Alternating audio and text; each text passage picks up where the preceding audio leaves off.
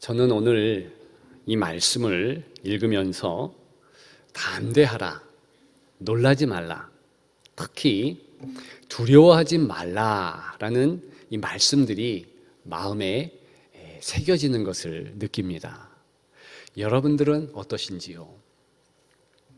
두려움은 무엇입니까? 긴장과 감정만의 문제일까요? 물론 그렇게 생각할 수 있습니다. 떨려서 시험 망쳤다는 수험생을 여러 보았습니다. 저 역시도 대학 입시 때 떨려서 시험을 망쳤던 경험이 있습니다. 올림픽 같은 큰 대회에 나가는 선수들이 마인드 컨트롤 하는 그런 장면을 여러 번 목격합니다. 할 수 있다, 할 수 있다 되뇌이면서, 또 어떤 이는 두 눈을 부릅뜨고 앞을 주시하고, 또 어떤 이는 두 손을 움켜쥐고, 또 어떤 이는 발을 동동 구르고, 그런 모습들을 우리는 보아왔습니다. 어떤 연구에서는요, 그렇게 하는 행동 자체가 도움이 된다, 그렇게 말하기도 합니다. 그러나 오늘 거론하고 싶은 두려움과 담대함의 문제는 그런 차원을 벗어난다는 것입니다. 훨씬 깊고 넓다는 것이지요. 더 근본적이라는 것입니다. 유명한 책이 있습니다. 자라투스트라는 이렇게 말했다라는 책이죠. 아마도 우리의 사상사를 지배하는 책이리라 봅니다. 그 책에서 저자 니체는 결과적으로 이런 주장을 합니다. 두려워하지 말라, 놀라지 말라. 오늘 본문 말씀과 너무나 흡사하지 않습니까? 니체는 거기서 끝나지 않습니다. 더 나아갑니다. 신약 성경의 결론을 아우르는 듯한 권면도 주저하지 않습니다. 항상 기뻐하라. 웃음의 중요성을 강조한 것이지요. 그러나 그의 주장은 성경과 너무 다릅니다. 오늘 본문과 참으로 다르다는 것입니다. 그런데요, 딱 한 가지 단어의 차이만 있습니다. 그것이 모든 것의 다름을 기준한다는 것입니다. 무엇이겠습니까? 하나님이 없이도, 이 니체는 하나님이 없이도 두려워하지 말라는 것입니다. 하나님이 없이도 놀라지 말라는 것입니다. 하나님이 없이도 항상 기뻐하라는 말이에요. 여러분, 오늘 본문은 그 반대입니다. 왜 우리가 두려워하지 않는가? 이유는 단 한 가지.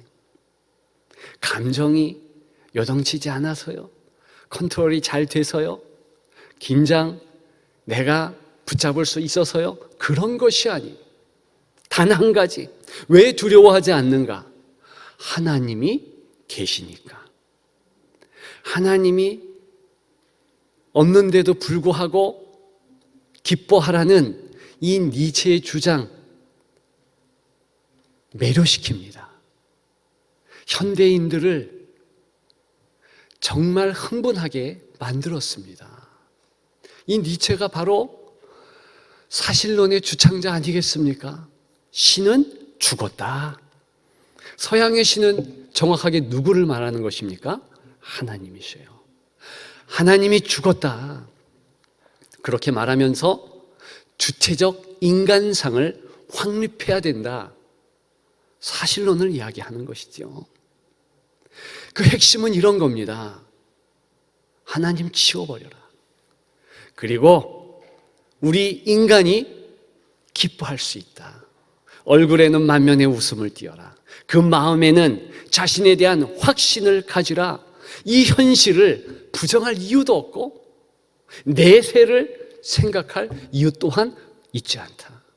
다만 나를 긍정적으로 보고 다 포용하면서 하나님 없는 두렵지 않는 생활, 하나님 없는 놀랍지 않는 평온의 상태, 항상 기뻐하는 그 상태를 주장하고 나아갔습니다. 여러분, 어떻게 생각하십니까?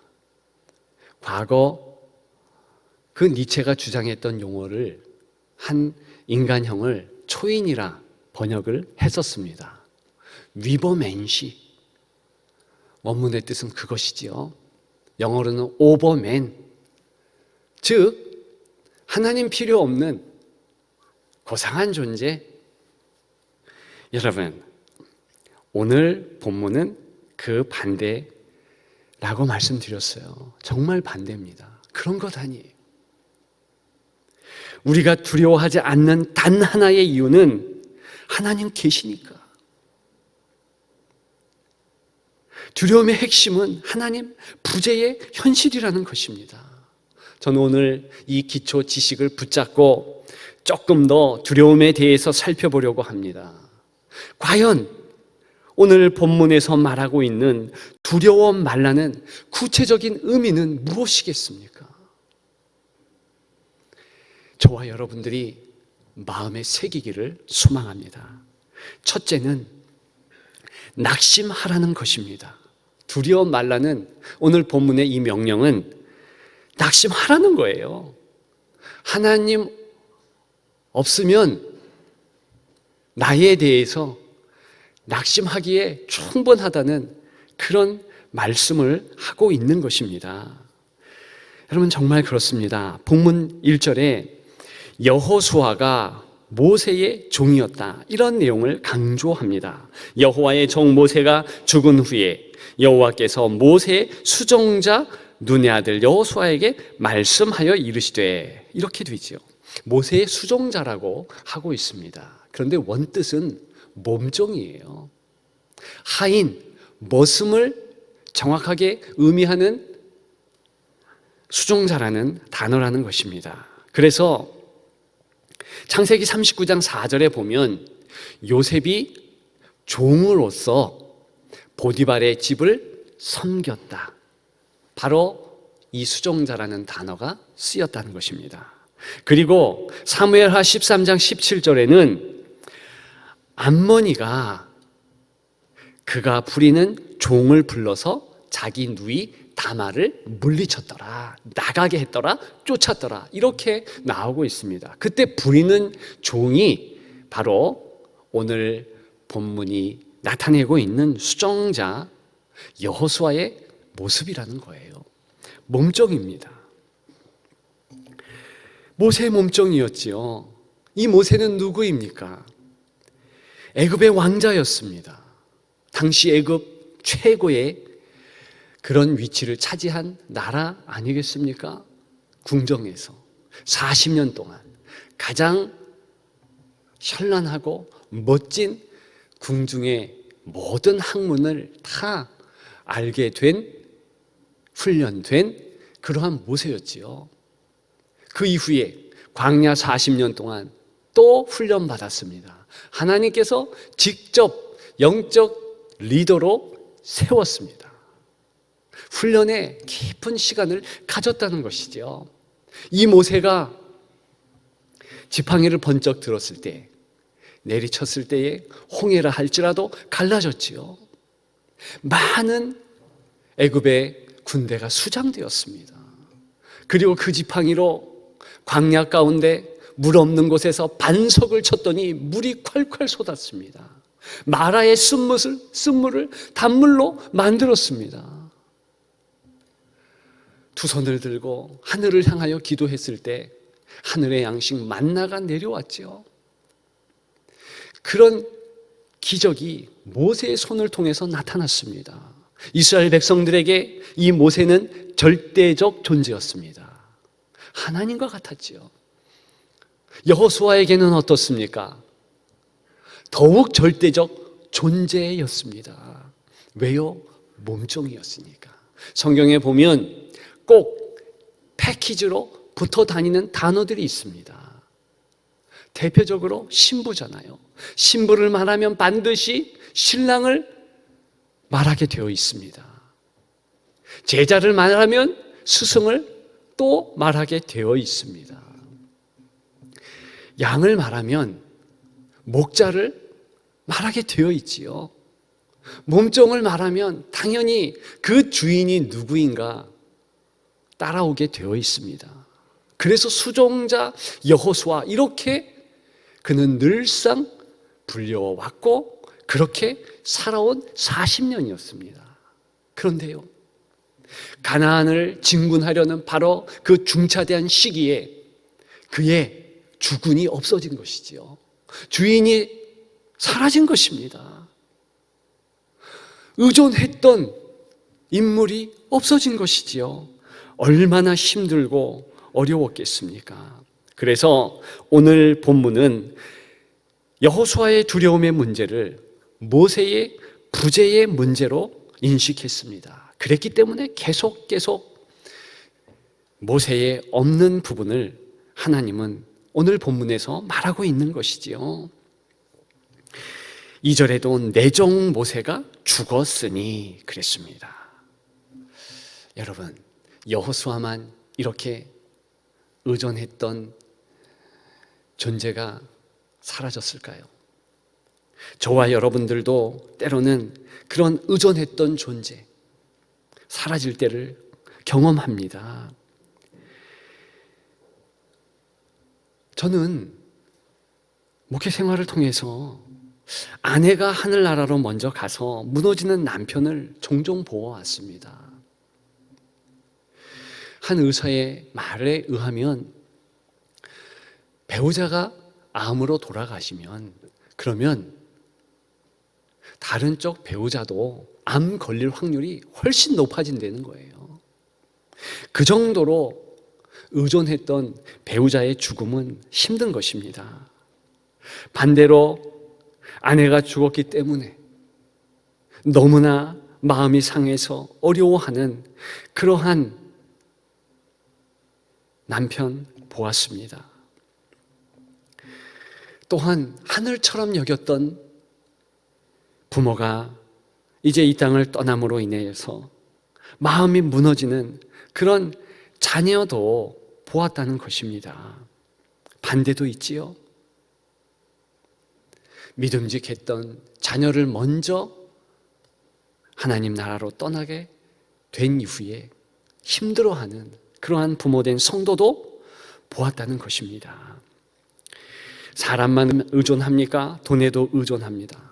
최근에 우리 교단의 교단지에 실린 한 설문 내용에 의하면 기독 청년 중에서 92%가 우리 사회의 돈이 최고의 가치다 이렇게 대답했습니다. 기독 청년이에요.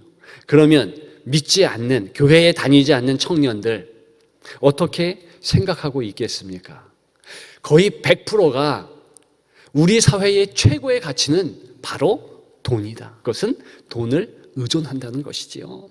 그래서 그럴까요? 부도가 나자 신앙 있는 집사님이 목숨을 끊으려 여러 번 모진 생각했다는 간증을 들었었습니다. 물론 그 간증의 주인공은 나중에 하나님의 도우심으로 다시 재기했고 그래서 간증하는 것이지요. 여러분, 정말 우리는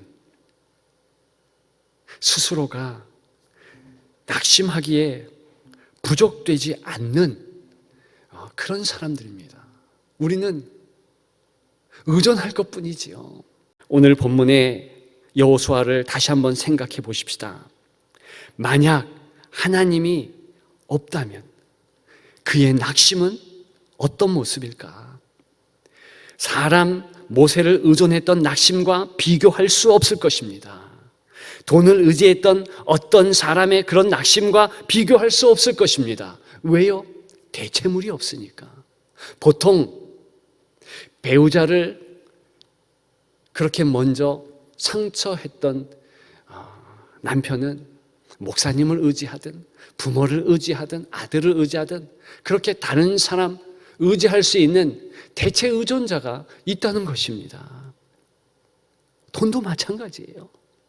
그것이 인생이고 반드시 의존해야 될 존재가 인생인 거예요. 인간이라는 그 단어 자체가 의존자라는 의미를 담고 있습니다. 그러면 만일 지금 이 여호수아에게 하나님이 안 계시다. 그것은 심각한 문제, 낙심을 넘어서 절망의 상황을 의미하는 것입니다. 그런데 어떻게 오늘 본문은 우리 하나님께서 말씀하고 계십니까? 안심하라. 하나님은 계속 계신다는 거예요. 하나님은 여호수아와 동행하신다고 말씀하십니다. 오늘 본문의 핵심이에요. 저와 여러분들, 하나님이 계십니까? 여러분들 삶에서 하나님이 함께 하신다는 이 사실을 잘 알고 계십니까? 그러면 낙심하지 마십시오. 다른 이유, 특별히 나의 연약함 때문에 낙심할 이유가 없습니다. 왜요? 의존자 하나님이 계시기 때문입니다. 그렇게 낙심 않고 승리하는 여러분들 다 되시기를 주님의 이름으로 축원합니다. 두 번째, 두려워 말라. 어떤 구체적인 의미를 담고 있는 것일까요? 그것은 좌절하라는 것입니다. 좌절하라. 하나님 안 계시면 환경 앞에 좌절하고 적군 앞에 좌절하라는 것입니다. 여러분, 여호수아는 좌절하기에 필요 충분 조건을 다 갖추고 있는 사람입니다. 대단한 적들이 앞에서 기다리고 있지요. 오늘 본문은 아니지만 여호수아 3장 10절에 보게 되면 가나안 땅에서 곧 맞닥뜨릴 적군들의 이름들이 구체적으로 나오고 있습니다. 일부러 족속의 이름이 나열되는 것이지요. 7족속입니다. 완전수 7족속. 어떤 이름들입니까? 가나안 족속, 헷 족속, 히위 족속, 브리스 족속, 기르가스 족속, 아모리 족속, 여부스 족속입니다. 대단한 적들이라는 의미지요. 그래서 다른 성경에는 그런 모습을 구체적으로 이야기합니다.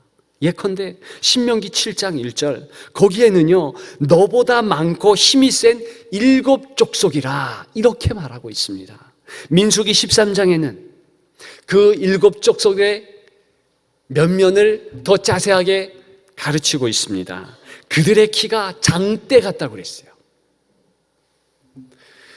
이스라엘 백성들 스스로 생각할 때에 자기들은 메뚜기 같다, 그렇게 여겼다 했습니다. 여호수아라고 다를 수가 있겠습니까? 힘든 거예요.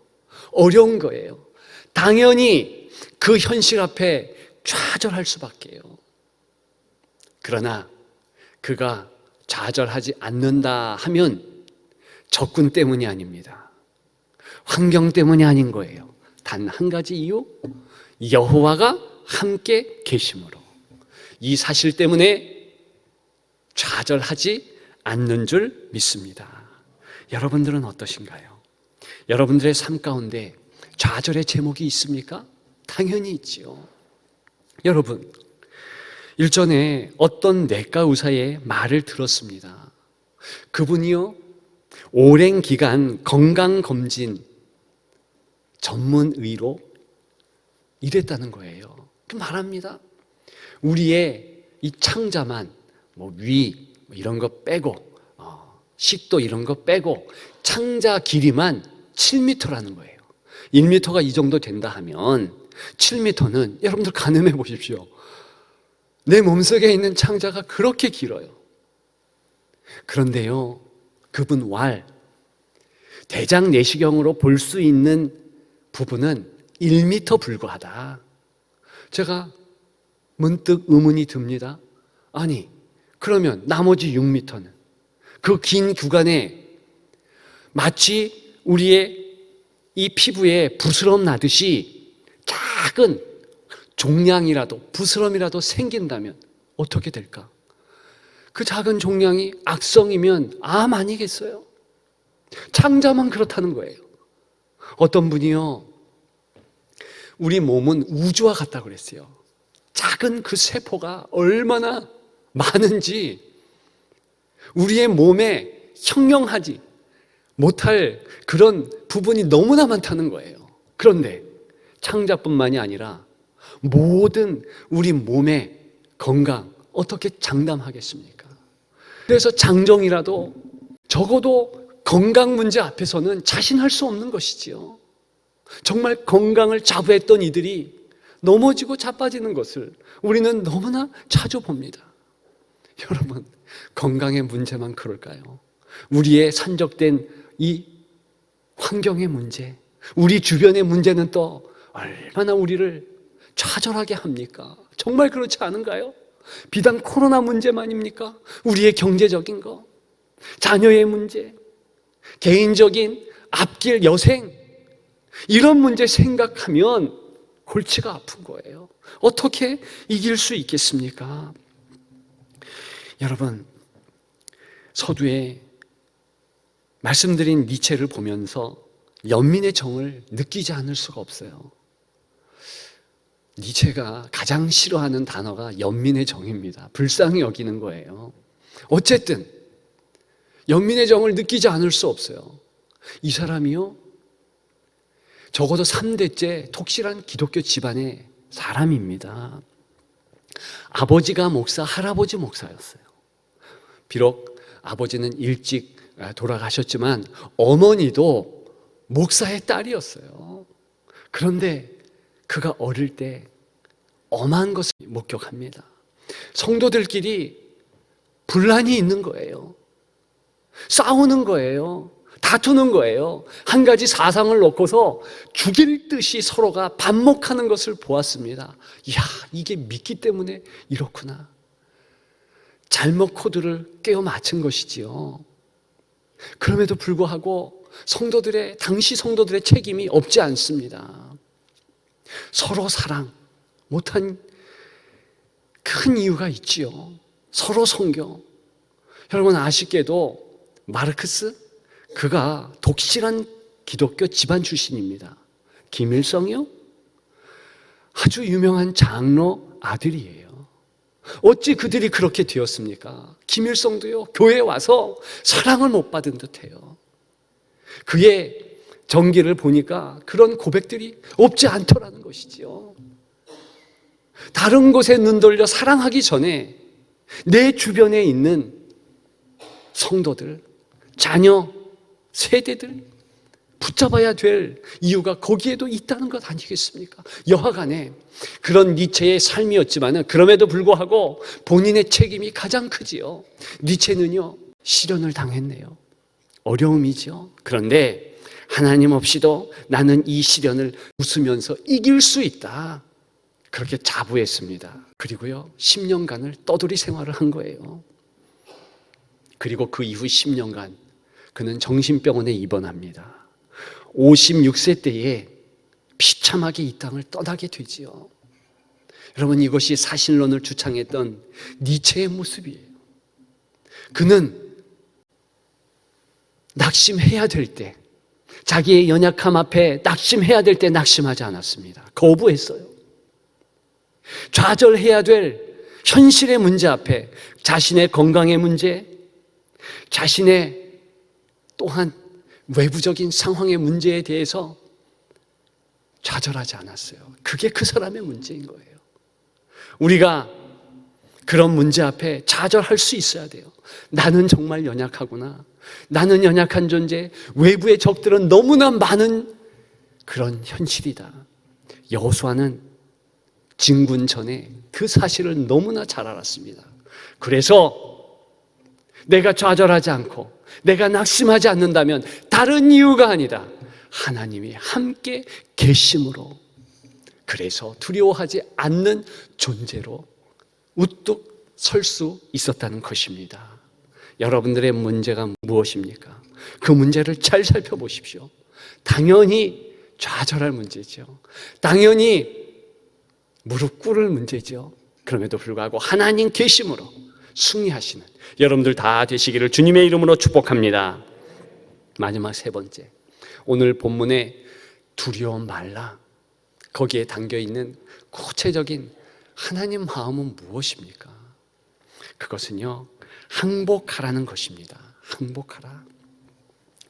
제가 사전에서 항복이라는 단어를 찾아보았더니 투항할 뜻으로 넙죽 엎드림 이렇게 설명했더라고요.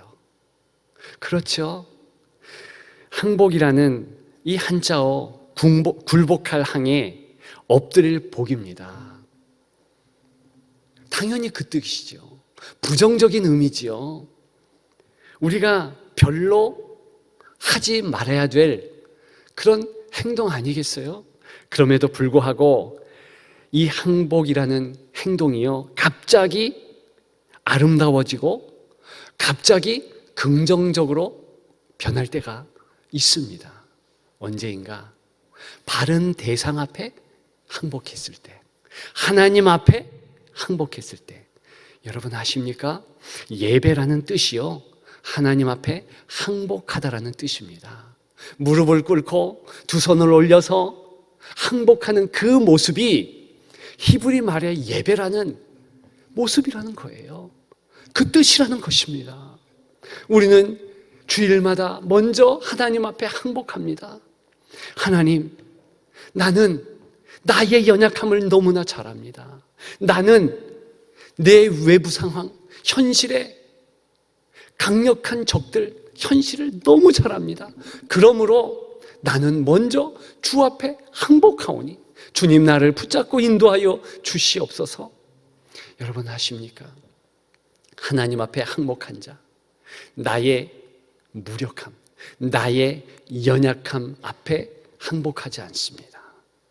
하나님 앞에 먼저 항복하는 자, 현실 앞에 항복하지 않는다는 것입니다. 그것이 여호수아의 모습인 거예요. 그것이 저와 여러분들이 오늘 본문을 통하여서 마음에 새겨야 할 우리의 모습인 줄 믿습니다. 여러분, 미국 버클리 음대의 최연소 전임 교수가 한국인이에요. 그런데 이 사람의 간증을 제가 책으로 접하면서 은혜 받지 않을 수가 없었어요. 이분이 시각장애인이에요. 김치국이라는 교수인데요, 4살 때 후천적으로 시력을 잃게 되었습니다. 심장병 수술 후유증 때문에. 그런데요, 그 어머니가 그를 붙잡고 기도한 것이죠. 그리고요, 그는 더 좋아지는 것이 아니라 17살 때 완전히 모든 세상의 빛을 다 없어 보이지 못하게, 느끼지 못하게 됩니다. 제가 우리 교회도 이렇게 앞을 못 보시는 그런 성도분들이 계시는데 들어보니까는요, 이렇게 안 못 보는 분들도요, 이 종류가 있으시더라고요. 완전히 안 못 보시는 분은 빛을 느낄 수가 없습니다. 감지를 할 수가 없어요.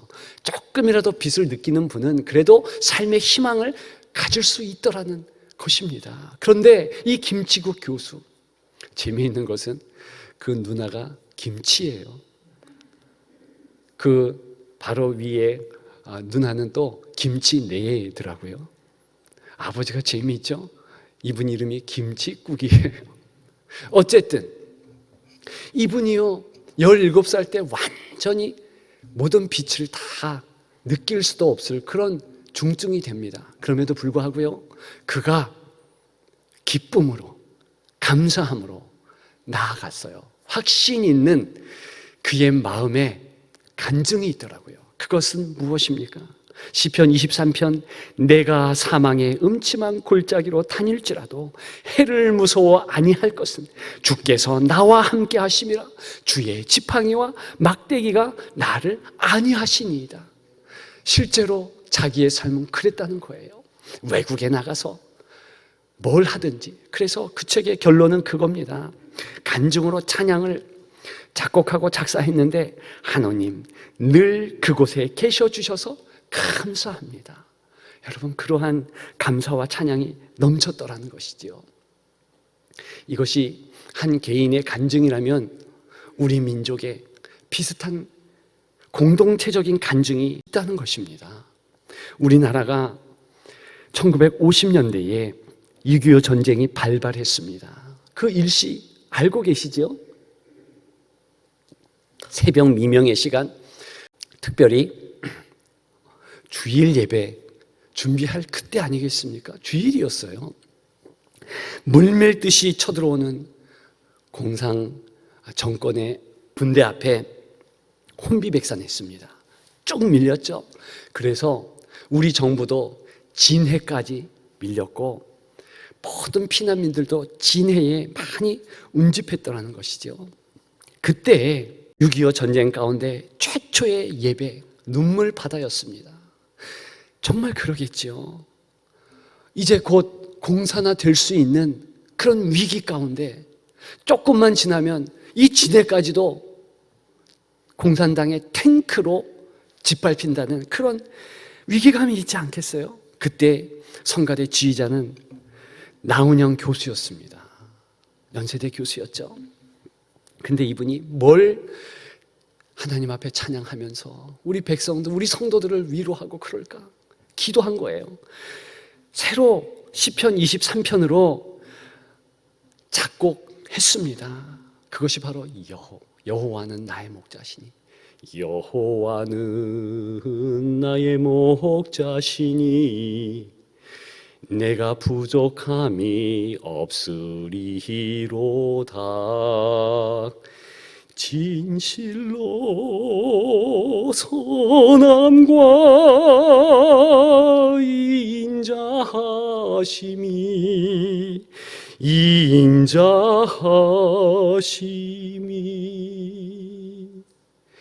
내가 사는 날 동안, 이렇게 가는 찬송이 있지요. 그 찬양을 성가 대원과 같이 부른 거예요. 그때 모든 성도들이 대통령으로부터 다 무릎을 꿇고 울었다는 거예요. 하나님, 이 민족을 제발 도와주옵소서. 적군은 저렇게 운집해서 쳐들어오고 있는데 어떻게 우리를 하시렵니까? 여러분, 그때에 하나님 앞에 항복했더니 하나님께서 공산 정권 앞에 무릎 꿇지 않도록, 현실 앞에 무릎 꿇지 않도록 그렇게 했더라는 것이지요. 그것이 이 민족에 남겨있는 기독교회사에 있는 것입니다. 여러분, 오늘 말씀의 제목이 무엇입니까? 진군하라 여호수아처럼입니다. 여호수아는 진군의 달인입니다. 승리의 명장이지요. 그런데 그가 진군 전에 했던 행동이 있습니다. 무엇입니까? 점검하는 것이지요.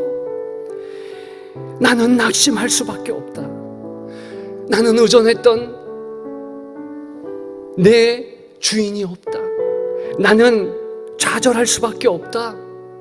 저 적군들을 보라. 이길 수가 없다.